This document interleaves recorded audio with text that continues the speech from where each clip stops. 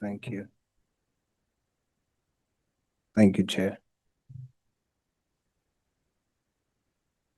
Good morning, General. Good morning, Honorable Member. General, is Minister Mchunu, is he corrupt?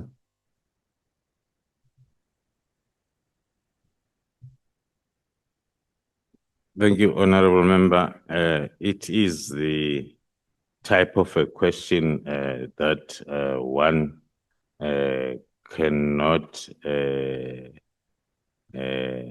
answer with a direct answer unless if it's qualified by the chain of events as it is tabulated in my affidavit. But in case of a direct answer that one can give as it stands is a no. Is Minister Mchunu part of the drug cartel or drug gang in Gauteng? As per, thank you, through you, Chair, as per my affidavit, the involvement of the minister is up to so far where I had explained in terms of the links, which are indirect links with the cartel under investigation. Is that a yes or no? Is that a yes or no? Is he part or is he not part? It's a no if then it's supposed to be a yes or no. Thank you, General. Is General Sibiya corrupt? The same answer will be applicable because corruption is a charge that needs to be investigated. Up until the investigation then is completed, and then a person, a subject of investigation is charged, then you can come to that conclusion of a direct answer of a yes. So the answer, whilst the investigations and inquiries are ongoing, it will always be a no. Is General Sibiya part of the drug cartel in Gauteng? The same response will be applicable to the question, Honorable Chair, that the investigations are ongoing.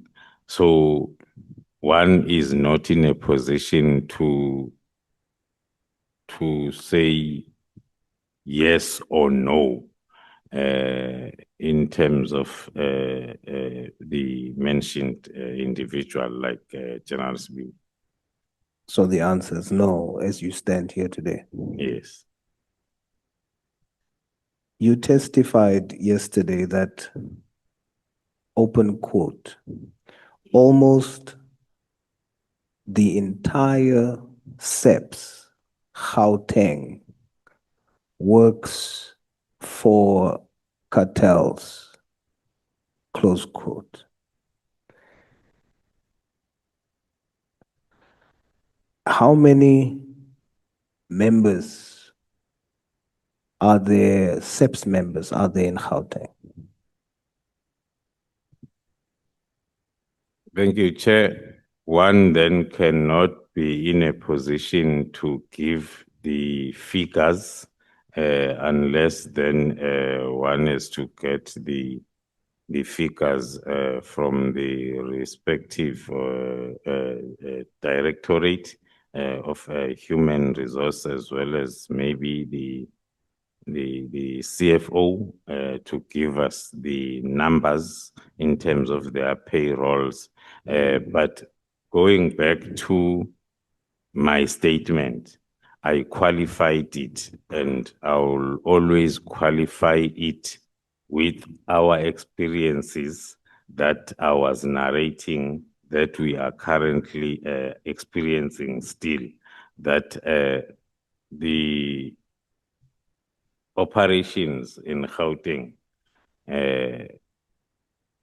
they are obstructed such that it gives that opinion that most of the police officers then are part, because you get a new name almost every day of a member at all levels that is then associated with different cartels.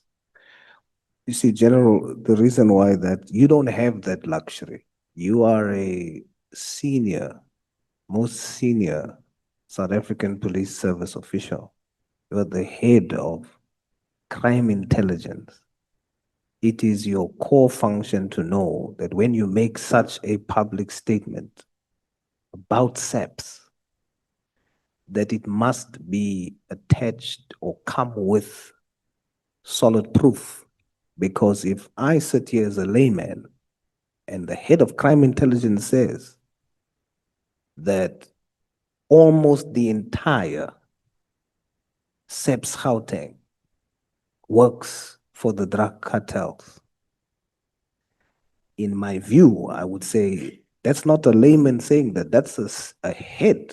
That's a national head. That means he must have solid proof to make such a statement. You have a duty not to just make statements like that.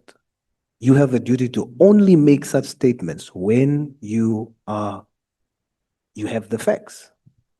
And that's what you've been saying, that your division is meticulous in investigation. So therefore, it is important for me to understand the financial year 2024-25, General. Gauteng had between 36 to 38,000 members. So when you say almost the entire SAPS in Gauteng, 100% of that is 38,000. So how much out of 38,000 members in Gauteng, based on the statement you've made yesterday, does almost refer to? The entire is 38. What is the amount based on your intelligence who are working for the cartel in Gauteng? Thank you, Honorable Member. The statement cannot be properly understood if it is singled out and cited as a standalone statement. It talks to, I gave an example of our interventions through PKTT in KZN, that there was an open statement that the local police officers are compromised when it comes to investigation of such cases. And that was made to be part of our investigation, the identification of those, and then the investigation thereof to confirm. Then indeed, as of now, the number of police officers that are involved, that were arrested, that has been arrested, because the operation is still ongoing, it's at 35. Some of them have already been convicted. Some of them are still then awaiting the finalization of their trials. Sorry, Now, General. I'm coming back. Just because of my time, sorry. I get the point you're making, but I want you to understand that when you said that statement, you saw the commotion in the room. And Honorable James then repeated to clarify. To say, are you really saying? And then you confirmed. Do you understand the impression you gave us? There was no room for us to draw different analogies. It was a direct statement that gave the understanding that you are saying majority of the total number of SAPS Gauteng works for the cartel. We can't dispute that. You are the head of intelligence. So we would assume you have intelligence on that. Are you saying now, to correct it, that you do not have intelligence on that statement, that the entire SAPS in Gauteng works for the cartel, almost the entire, that you do not have such intelligence, and that is a reckless statement made yesterday, and it gives the wrong impression? Thank you, Honorable Member. I'll try to explain again because I was giving that statement the basis of which it came from with the KZN example. There will always be an overview of the threat that is identified, which then will be based on that statement.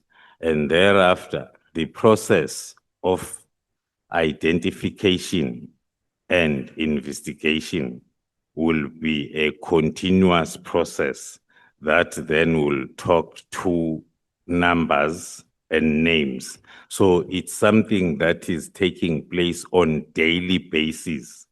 But the statement for now, as I uttered it yesterday, it's related to the threat at a broader sense, to say the operation was affected by the fact that whatever that the team is planning will find its way to the target or to the persons of interest. Yes, we're not disputing that. Zondo has shown us that there's criminal elements in SAPS. We're not disputing that, but it's not correct to say that as a general, you can come and first make a statement and then go and investigate. A statement that speaks to the integrity and the public confidence in the institution that you represent. You can't do that, General. It is not correct for you to make a blanket statement and say now, you'd have nothing to back that up here. You are still going to investigate and then come back and say, oh no, it's true. And how much is the number? So I put it to you as a project leader of a highly skilled and trained investigative team, and as the head of crime intelligence. It was a reckless, irresponsible statement for you to make. That's my submission to you. In the Madlanga Commission, you testified, General, that on the arrest of Mulife, one civilian boy Mtetwa called General Libya. Is that correct? I do not have the affidavit that was submitted to the Madlanga Commission to confirm in terms of the paragraph and the correctness of the statement as it's put by the honorable member. You stated it already. It is publicly available on all platforms, where you stated that one by the name of Boyam Tetwa called General Libya, and that is how you testified as what was interference by the Hawks. And then one Malcolm X then came and stated that he disagrees with you. It was not one Mtetwa, it was him who called General Libya. And he went public and said that you lied under oath. Did you lie? As through you, Honorable Chair, I will then request that if then the questions are related to my affidavit submitted to the Madlanga Commission, and then I'm afforded an opportunity so as I can refer to, because it's not easy to admit to such type of questions without referring to a particular paragraph as made under oath. Are you saying you did not testify to that effect at the Madlanga Commission? I testified in Madlanga Commission based on my affidavit submitted. Okay, let me rephrase. Are you saying you did not say Boy Mtetwa called General Libya in your testimony? Are you saying you did not say that? I'm not saying I did not say it through you, Honorable Chair. I'm not saying I did it. All what I'm saying is I do not have the affidavit that I submitted to the Madlanga Commission as part of my bundle, so as I'm able then, I'm under oath here, so as I'm able then to give the response with reference to what I testified on at Madlanga Commission. General, please describe your relationship with General Masemula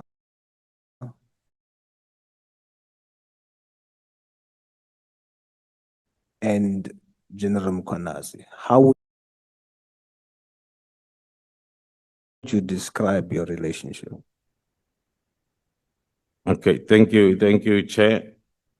We are colleagues, and the correctness of the statement as it's put by the honorable member. You stated it already. It is publicly available on all platforms, where you stated that one by the name of Boy Mtetwa called General Libya, and that is how you testified as what was interference by the Hawks. And then one Malcolm X then came and stated that he disagrees with you. It was not one Mtetwa, it was him who called General Libya. And he went public and said that you lied under oath. Did you lie?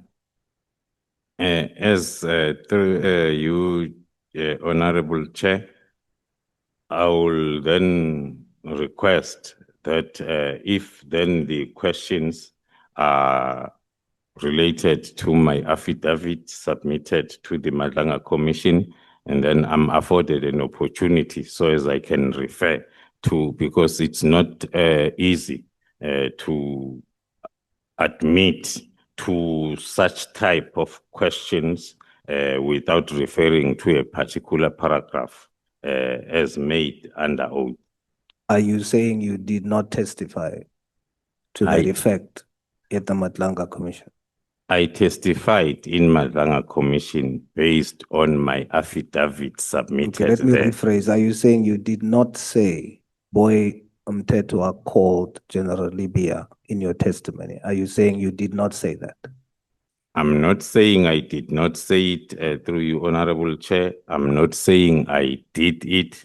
All what I'm saying is I do not have the affidavit that I submitted to the Madlanga Commission as part of my bundle, so as I'm able then, I'm under oath here, so as I'm able then to give the response with reference to what I testified on at Madlanga Commission.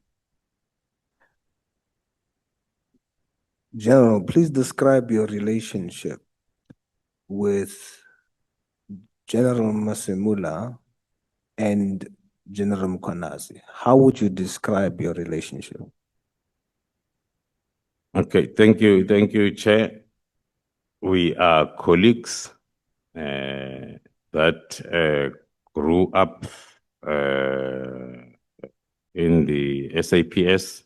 We happened then to meet along our careers, where we first met and worked together for the first time was in the Division Operational Response Services. And then up to date, we are still having that relationship of colleagues that are working for the SAPS. You are very close, and one of the central things that brings you and makes you so close is the PKTT. I just want to go through a timeline because my time is almost up and I'm hoping I finish it in time. Just to show the interesting link between your relationship and how that relates to the PKTT. In 2011, General Mkhwanazi is briefly the acting national commissioner in 2011. In March 2012, General Mkhwanazi appoints General Masemula as Deputy National Commissioner Operations that later becomes policing. You testify in your affidavit that in 2018, you then, as Major General or as Brigadier, whilst General Mkhwanazi is the Provincial Commissioner and General Masemula is the Deputy National Commissioner in 2018 for policing, you draft the implementation plan for the PKTT. And it is recommended officially by both General Mkhwanazi and General Masemula. In 2022, General Masemula becomes and is appointed the National Commissioner. And at his appointment, he then does similar to you what General Mkhwanazi has done to him when he was acting National Commissioner. And you get appointed as the head of crime intelligence. On provincial level, General Mkhwanazi is responsible for the PKTT and is also the co-chair for the steering committee that should have oversight over the PKTT. On national level, you have General Masemula, who is in control of the National Steering Committee. And you, as the project leader, moved from project coordinator to project leader of the PKTT, and as the head of crime intelligence. Is that an accurate and correct description of the timeline of this relationship centered around the PKTT? Thank you, Honorable Chair. The only part that one has to start by disputing is